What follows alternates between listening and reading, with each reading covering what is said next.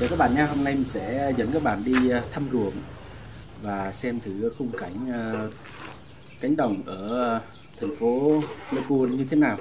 Mời các bạn cùng theo mình nha. Và cameraman hôm nay chính là Gia Hiếu Music.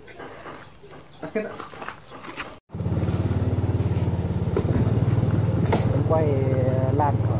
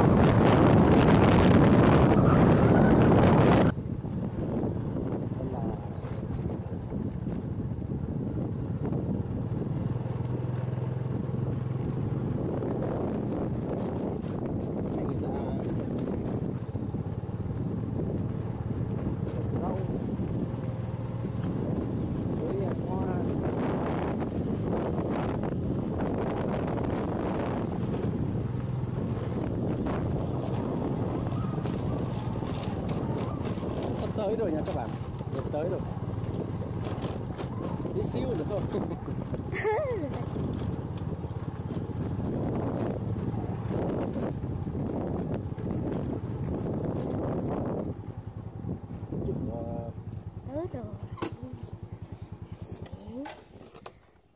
Đây là cánh đồng làng Mơ Nú, xã Chả, thành phố Pleiku. Một phần cánh đồng nha các bạn. Đây không có thủy lợi mà chủ yếu là nước mưa, nước ao hồ, nên là cũng ảnh hưởng rất là nhiều.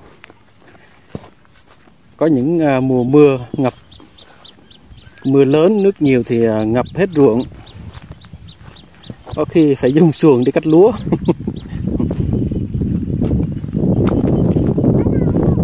Người ta đi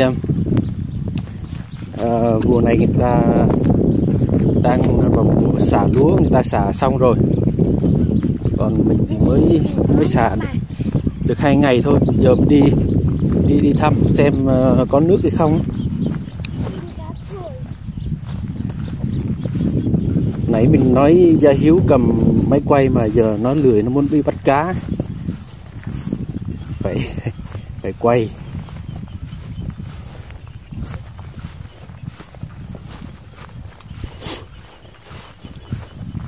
Bữa trước gieo thì lúc gieo xả thì không có nước, bây giờ người ta tháo nước ra rồi.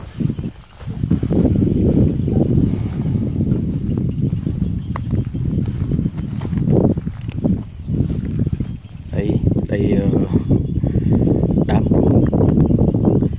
ruộng người ta hình tam giác, hình thang, hình chữ nhật, hình vuông, còn ruộng của mình là hình ngũ giác các bạn.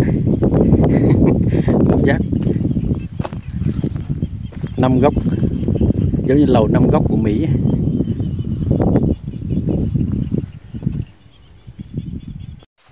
Con heo đi cẩn thận nha. Hồi nãy mình đi bắt cá mình thấy toàn là cá nhỏ không. Cái nhỏ bắt gì mà bắt, con nhỏ xíu bắt gì.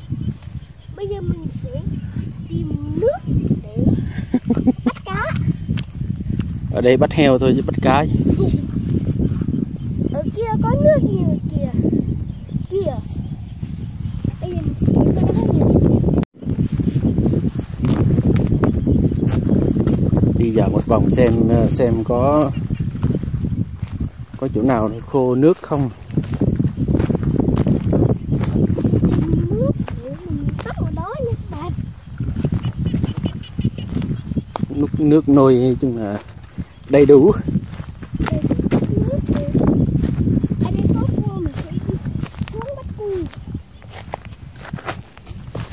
Trước ngày cô với cá đây bắt gì.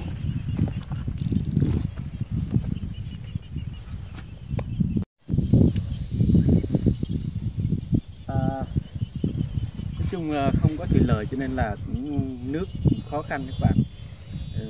Phải nhờ vào nước mưa đồng lại thành ao hồ ấy, lấy nước từ trong các gọi là các hồ nhỏ đấy, rồi chia nhau, mỗi người biết chia qua chia lại, nên là cái việc đi lấy nước rất là thường xuyên. Mình đi thăm qua một vòng thì thấy là mọc cũng khá đều. Chắc tầm 2 ngày nữa mình sẽ phun thuốc để diệt mầm nha các bạn. Cỏ nó mọc lên. Các bạn thấy quang cảnh đây như thế nào? Cánh đồng rộng rãi này và rất là nhiều đá này, người ta thường bán đá đấy cho các nhà máy đập đá, nhà máy khai thác đá. Máy bay kìa con, máy bay kìa, thấy máy bay không? Có. Máy bay đi. Bay. Máy bay đang bay lên đi các bạn. Đấy. Tâm thấy máy bay không? Thấy, một xanh nhương kìa. Ui, sắp rớt xuống dưới nữa. Rồi. Đi qua đó.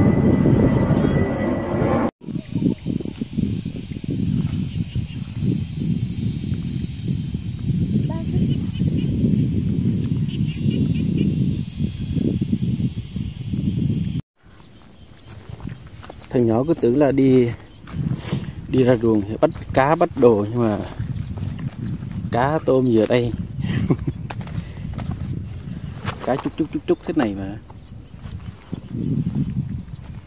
Sao đi ruộng có vui không? Vui mà dơ hết đồ rồi.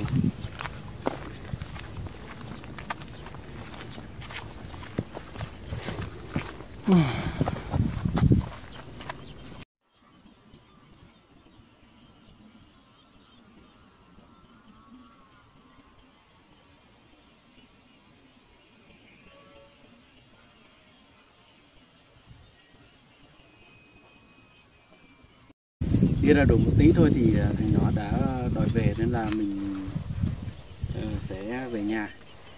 Thì đi thăm ruộng thấy nước vẫn có đầy đủ chứ không có thiếu, nên là mai mình đi xem tiếp.